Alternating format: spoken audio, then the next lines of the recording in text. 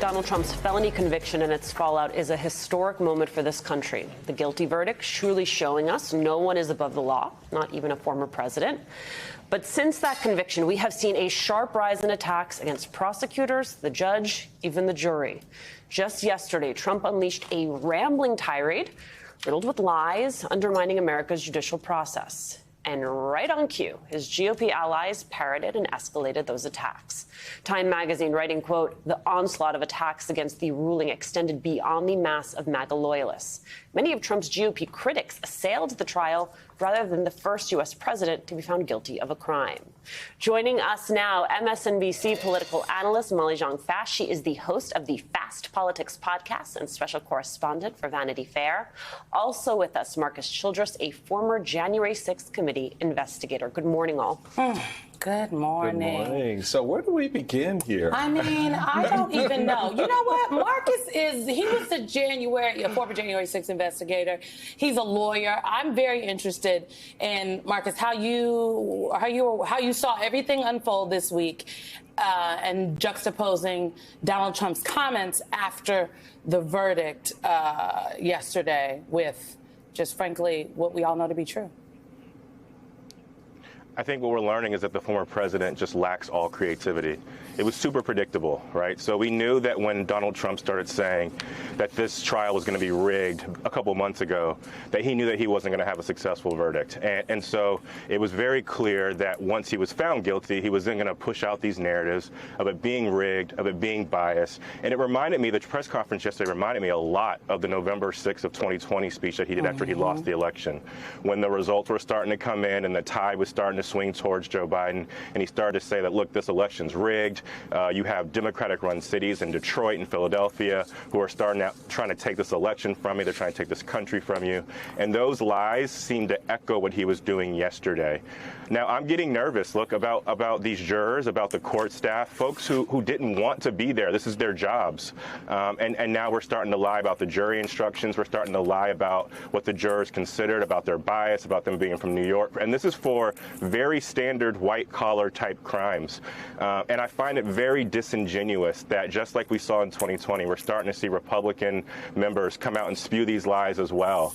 And so, look, I am concerned, Simone, about where this is going, but it is very predictable if you look at Donald Trump from his actions in 2016 and 2020 and now. When he knows he's going to lose, he starts to say it's rigged. He starts to say it's biased, and he's following that same playbook now. And just like he tried to tear down our country in 2021, I'm afraid he's trying to do the same with our judicial system right now in 2024. So, Molly, but it's not, to Marcus's point, it's not just that Trump is with a high degree of asininity talking about this being rigged.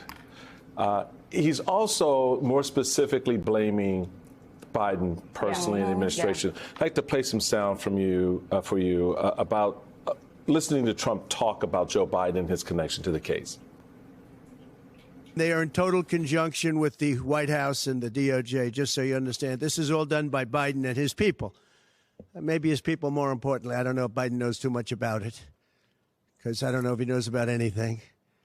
But he's nevertheless the president, so we have to use his name.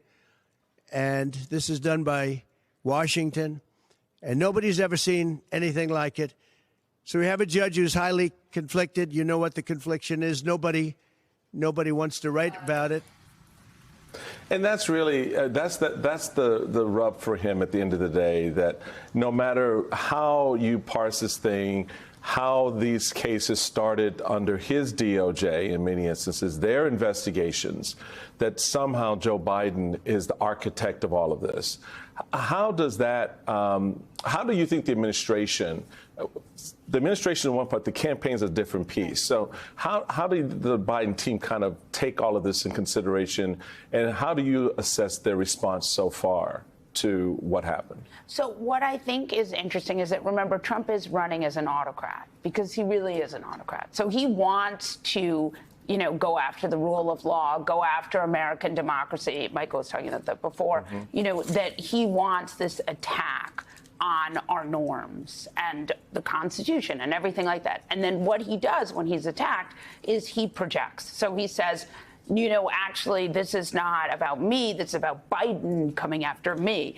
And it works for his people. So his people say, actually, the real autocrat is Joe Biden. And that's what they're doing right now. We all know that Trump spent $100 million of donor money to try to avoid these trials, right? And he managed to punt 3 of them. So obviously, he does not find a criminal conviction to be a good thing. Right. But Trump's people are saying it's a great thing. It's going to help him. He's going to win on a criminal conviction. So you have to realize that projection is sort of projection and kind of blatant lying are the 2 tacks that they're going to do. And then there's also this tact of trying to bully people. And it's worked really well with this Republican Party. You have all these Republican senators going along with what he's doing. And he's tried to bully these people. He's really bullied the Republican Party into submission now. Can I just make a point that one of the prosecutors on Alvin Bragg's team used to work for the Department of Justice. And so it is when you say trying to bully people, he is specifically targeting and calling out this one individual in hopes that it will serve as an intimidation tactic, I think. That's what it sounds like to me. And to sully the whole department and to sully the rule of law and justice, to say, like, this isn't real. And we know, I mean, Will Hurd said it best, right? This guy is running for president. He declared because he thought it would prevent him from being indicted. I want to highlight, Marcus, something that you said. This is reporting from NBC about threats against the jury from our colleague Ken Delaney. And a group that monitors right-wing social media, Advanced Democracy, says it has identified online calls to dox jurors, Judge Merchan and others. Advanced Democracy said it also identified, quote, a high volume of social media posts containing violent rhetoric targeting Justice Merchan and Manhattan District Attorney Alvin Bragg. We keep talking about how the rule of law held, how our institutions held. Marcus, what is the countermeasure against those threats? Look, the countermeasure, I think it starts with just our political leaders being responsible for what they say. We just heard Molly say that you have other leaders that are being bullied into peddling what the former president said. For example, the lies such as the case is against me because the prosecution gets the last word.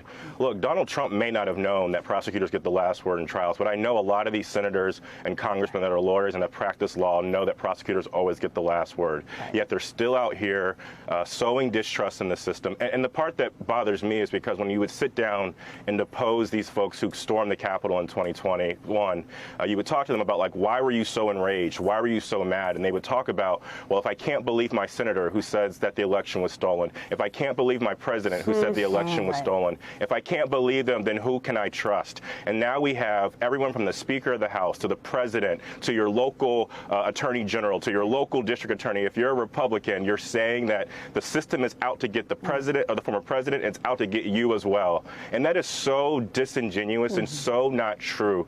And now you're going to have folks who spiral because they think that their country's being taken away from them, whatever that means. And I'm not really that concerned about another Capitol attack. I think those were some unique circumstances that led to the Capitol being attacked. But I am very concerned about lone wolf type attacks like we saw on Speaker Pelosi's husband. Those type of attacks might happen on, a DA or a juror or the judge's family, like Judge Walton talked about.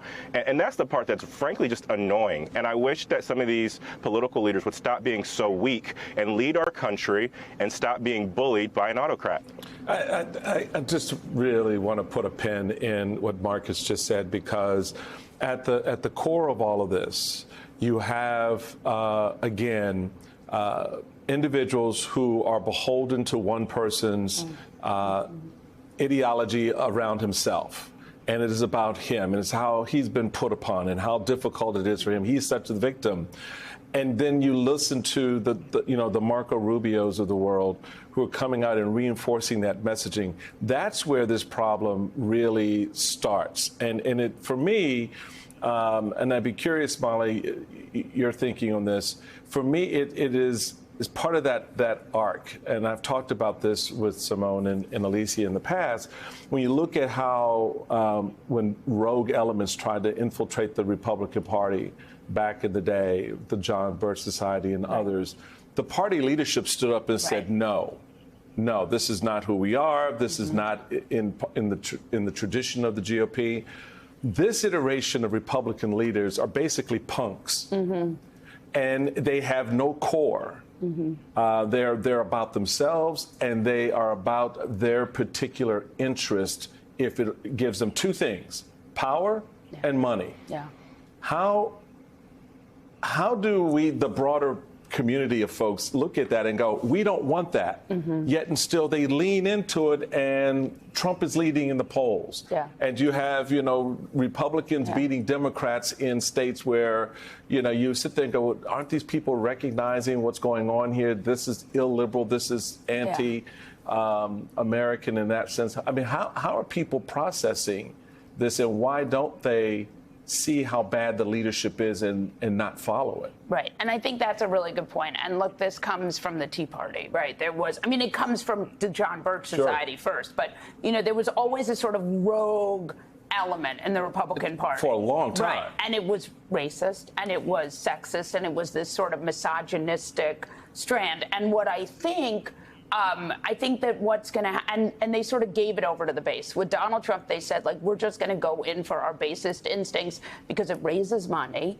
And, it's so ironic that small dollar donations ended up really driving the Republican Party to its worst aspects. I mean, that was shocking to me. But, you see, Marjorie Taylor Greene does great small dollar donation numbers when he says this stuff, which is absolutely beyond the pale. So what we need these few Republicans to stand up and say, this is not who we are. Now, I make the case that this may have been who they were for a while, but that is neither here nor there.